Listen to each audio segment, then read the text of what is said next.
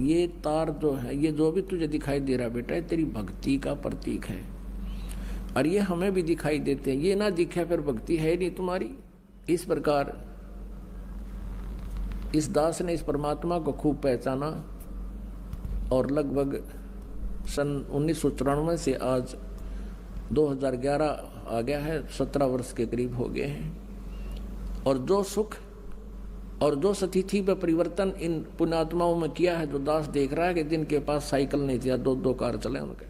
अब पुण्यात्माओं, क्योंकि सत्संग के माध्यम से इतना विस्तार होता है, क्योंकि ये ज्ञान इतना अज्ञान बना रखा था, इसको समझाने सुलझाने में बहुत समय लगता है।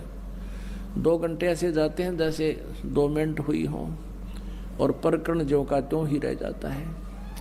क्योंकि अज्ञान आधार से हम इतने परिपूर्ण हो चुके हैं, उस ज्ञान को हटा करके फिर ज्ञान प्रवेश किया जाता है। जैसे पहले किसी ने गलत पेंट कर रखा है नकली, उसको उतारने के लिए रेगमार लगाना पड़ता है, वह मेहनत एक्स्ट्रा और होगी, और उसके बाद फिर पेंट किया जाता है। अगर उस पहले वाले पेंट को अच्छी तरह नहीं उतारा जाए तो फिर ओरिजिनल पेंट उस पर रुके नहीं। इसलिए ये उदाहरण, ये ज्ञान बार बार रह रहकर बताया जाता है, तब ये हमारा परमात्मा ज्ञान आपके ऊपर ठहरेगा।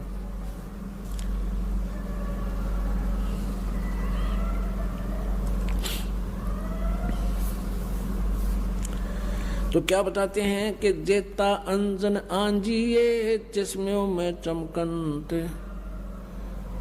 आप पुण्यात्माओं, सत्संग के दौरान आपका एकाग्रचित होना चाहिए कि शब्द इस दास के मुख से निकले हैं। इनमें प्रत्येक के अंदर बहुत बड़ा रहस्य और आपके काम की बातें होती हैं।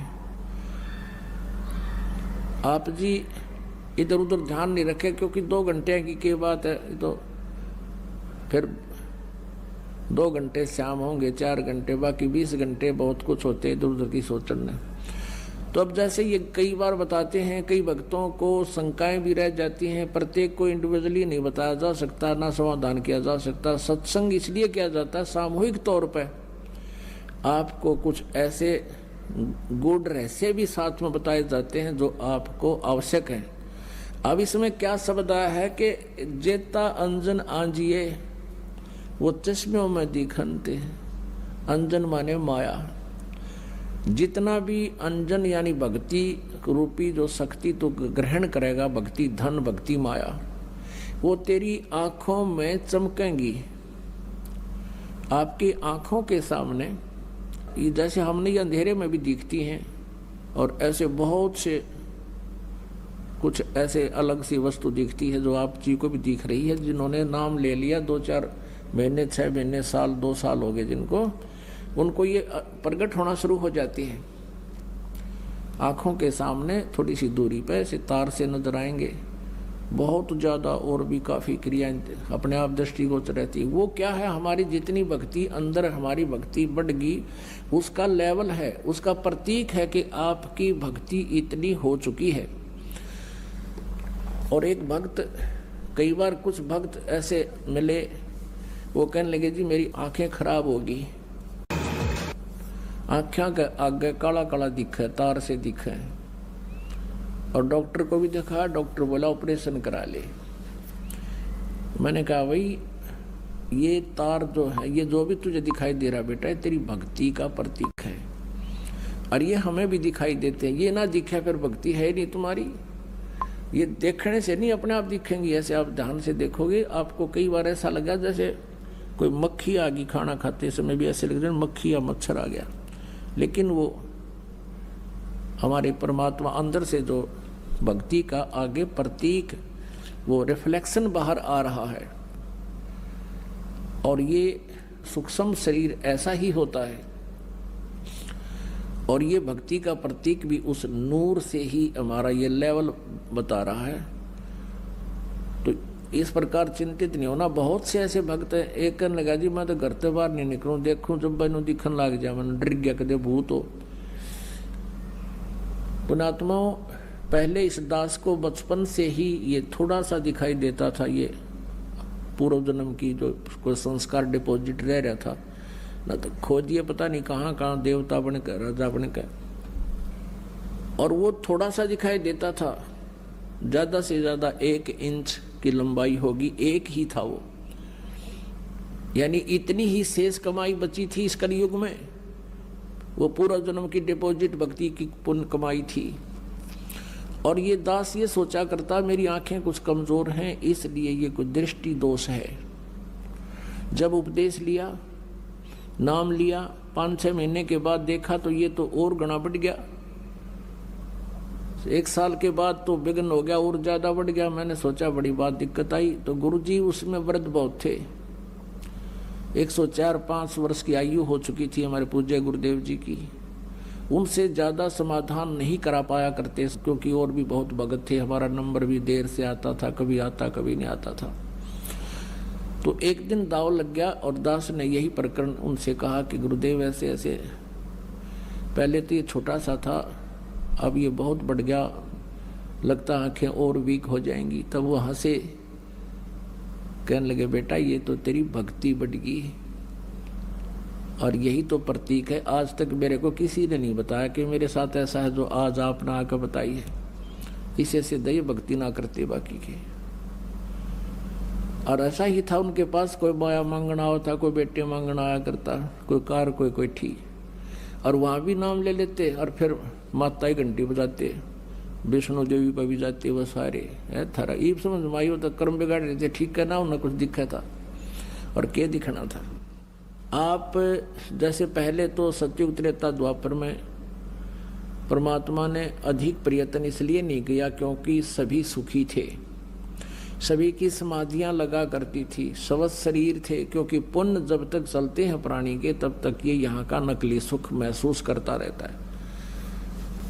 और जिसको बताना चाहते थे वो सुनना नहीं चाहते थे। सभी कहते थे हमें मौज हो रही है, हमें किसी और भगवान की आवश्यकता नहीं, हमारे तो कृष्ण जी ने या विष्णु जी ने हमारी मौज कर रखी है। अब कलयुग में परमात्मा ने पता था कि कलयुग में इनकी सारा जाड़ा आ लेगा, इनकी सब पुण्य कमाई नष्ट हो जाएंगी, और पहले की कमाई इनकी होगी नहीं। और जिन भगवानों को ये मोक्षदायक मानकर इनसे सुख राहत प्राप्ति के लिए पूजाएं भी कर लेंगे, उनसे राहत मिला नहीं, क्योंकि वो दे ही नहीं सकते, वो आपके भाग्य में परिवर्तन नहीं कर सकते। तब परमात्मा ने कहा था कलयुग में फिर मैं पहचान में आ जाऊंगा इनके, क्योंकि इनके पिछले पुण्य होंगे नहीं, बिरान माटी सबकी हो जाएगी। आज कोई परिवार खाली नहीं जिसमें कष्ट ना हो, और 1-8% को शेष बचा हुआ है, उस पर ना जाने कल के बिजली गिर जाए।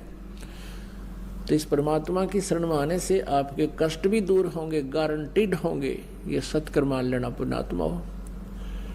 दास का कोई उद्देश्य नहीं, कोई खानदानी पैसा नहीं कि हमारा दादे परदादे भी ये काम करा करते, हमने कोई रोजी रोटी ना मिल रही थी। दास सर्विस करता था, जेई की सर्विस थी, 2 टाइम पर टूक ठीक मिल रहे थे। लेकिन आदेश हो गया परमेश्वर का, गुरुदेव का, कि तू ये काम सेवा कर, मजदूरी कर मेरी। दास उसका मजदूर बनकर उनकी प्यारी आत्माओं को संदेश भेज रहा है उनके आदेश अनुसार। तो ये सत्कर्म मान लेना जो इस दास ने इस मालिक को चुना है। निदास तो पहले कृष्ण पुजारी था, विष्णु पुजारी था, हनुमान पुजारी था, शंकर भगवान का पुजारी था, लेकिन हम उनका अनादर नहीं। ये नहीं सोचो कि हम ब्रह्मा विष्णु महेश को बिल्कुल हे समझते हैं, नहीं। जैसे गीता जी अध्याय नंबर 2 के श्लोक नंबर 46 में कहा कि जब बहुत बड़े जलाशय की प्राप्ति के उपरांत छोटे जलाशय में जैसी आस्था रह जाती है, अर्जुन जब तुझे परमात्मा के गुणों से तो परिचित हो जाएगा, फिर अन्य देवताओं में, अन्य ज्ञान में तेरी इतनी श्रद्धा रह जाएगी। जैसे पहले क्या था कि सारी व्यवस्था मनुष्य की जल के ऊपर जो तालाबों पर आधारित थे, सिंचाई भी उसी से करते थे, पशुपालन भी उसी से करते थे, और स्वयं भी जलपान उसी से करते थे, तालाबों से। और कुछ छोटे तालाब जिसके ऊपर आश्रित पूरा गांव 20-30 घर हुआ करते थे, 30-40 मुश्किल से एक तालाब पर आश्रित रहते थे, उसी से पीते थे, उसी से पशुओं को पानी पिलाते थे, उसी से कुछ सिंचाई कर लेते थे।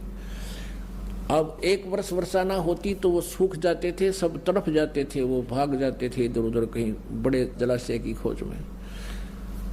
और उन व्यक्तियों को कोई बहुत बड़ी झील प्राप्त हो जाए जिसमें 10 वर्ष वर्षा ना हो तो भी जल अंत ना हो, समाप्त ना हो, तो फिर उन व्यक्तियों की धारणा छोटे जलाशय में जिसी आस्था रह जाएगी उस बड़ी झील की प्राप्ति के बाद। तो उनको वो छोटे तालाब वाला जल व्यर्थ नहीं लगता, वो बुरा नहीं लगता, लेकिन उसकी कैपेसिटी नहीं है जो उनको सदा सुखी कर सके।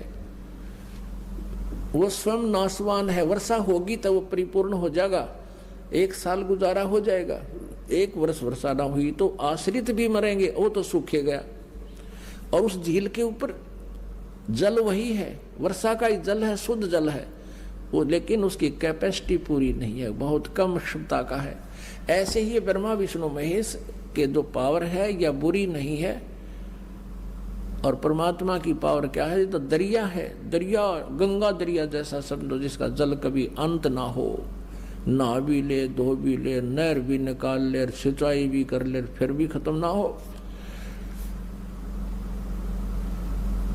तो इस प्रकार हमने इस परमात्मा पर जब आपकी आस्था हो जाएगी, इसका ज्ञान हो जाएगा, फिर ब्रह्मा विष्णु महेश में हमारी फिर वो बुरे नहीं लगते, लेकिन उनकी अक्षमता का पता लग गया हमने। और जिसने 10 वर्ष वर्षा ना हो रहा ऐसा झील मिल जाए, फिर कौन झांखण जाएगा उसके ऊपर। अंडरस्टूड है कि जो कार्य ब्रह्मा विष्णु महेश जी नहीं कर सकते, और कर सकते थे तो कितना कर सकते थे, और वो हमें उससे सारा ही मिल रहा है, तो वहां कौन जाओगा? फिर वहीं बस जाएंगे उसके पास जा करके।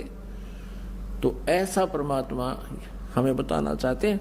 तो कहने का भाव ये है कि वो इस प्रकार इस दास ने इस परमात्मा को खूब पहचाना, और लगभग सन 1994 से आज 2011 आ गया है, 17 वर्ष के करीब हो गए हैं। और जो सुख और जो स्थिति में परिवर्तन इन पुण्यात्माओं में किया है, जो दास देख रहा है कि जिनके पास साइकिल नहीं थी, 2-2 कार चले उनके। अब ये तो वैसे ही, ये तो आपको यहाँ की सुविधा तो ऑटोमेटिकली मिलेंगी इस भगवान की भक्ति से। जिनको तुम भटक रहे थे, इससे को ऊपर सारा डिवोट हो रहे थे, माया कमाने के लिए हुकंड करो, कुछ भी हो जाए वो ये करने न तैयार थे, ये तो आपको इस भक्ति से मालिक आप व्यवस्था करेगा, किसी तरह भी करे, और 1 नंबर का धन देगा आपको। कैसे देगा? कि पहले इस दास ने जब उपदेश लिया तो ऐसा एक प्लाट था, वो प्लाट लिया 4000 रुपए का, और 2 साल के अंदर अंदर ही 1.5 वर्ष के बाद उसके आसपास से बाईपास निकल गया। उसमें कुछ कंस्ट्रक्शन कर दी इस दास ने, तो सारी कंस्ट्रक्शन मुश्किल से 20,000 रुपए का खर्चा होगा, 1.5 लाख देने वाला आ गया, और पक्की रजिस्ट्री कराई 1.5 लाख में। अब देखो, अब उस समय आज से 20 साल पहले, और कैसे 1 नंबर में धन दे दिया, और सारी उम्र नहीं बचा सकता इतने जितने एकदम परमात्मा 1.5 साल में कर दिए। ये ना जाने कित के कर दे, ये फिर इतनी माया देन लग गया, परमात्मा से हाथ जोड़ना पड़ा, क्योंकि मालिक ने इस माया का अवगुण भी बहुत बता रखा है।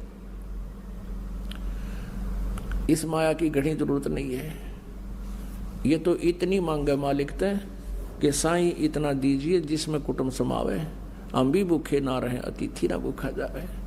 इससे घड़ी मांग ली तो जी का झाड़ हो जाएगा आपका, और परमात्मा साथ रहेंगे तो किसी चीज का भाव आपको नहीं रहेगा। तो कहने का भाव यह है कि जो यहाँ आपको संसारिक सुविधा जो मिलेंगी वो तो फ्री ऑफ कॉस्ट होंगी, वो तो रुंगे में होंगी, रुंगे में। तो पुण्यात्माओं, हमारा जो सौदा है वो तो है मोक्ष प्राप्ति का। यो सौदा हम मोक्ष वाला तोल कर दे रहे हैं आपको, और ये देंगे रुंगे में जो सुख सुविधाएं आपको यहाँ की चाहिए। वो रुंगा मीन परमात्मा, जैसे आपने गेहूं बीज दिया, जैसे क्या होता है कि मेरे बालक भूखे ना मरे, मेरा परिवार अन्न प्राप्त करे, लेकिन उसके साथ साथ भूस तो अपने आप होगा ही होगा। वो भूस तो हो, वो तूड़ा तो बनेगा। तो पुण्यात्माओं, ये वो भक्ति है जिसमें ये माया रूपी भूस तो आपको प्राप्त होगा ही होगा, और साथ में जीवन और बचेगा, वो गेहूं मिलेंगे, यानी मोक्ष।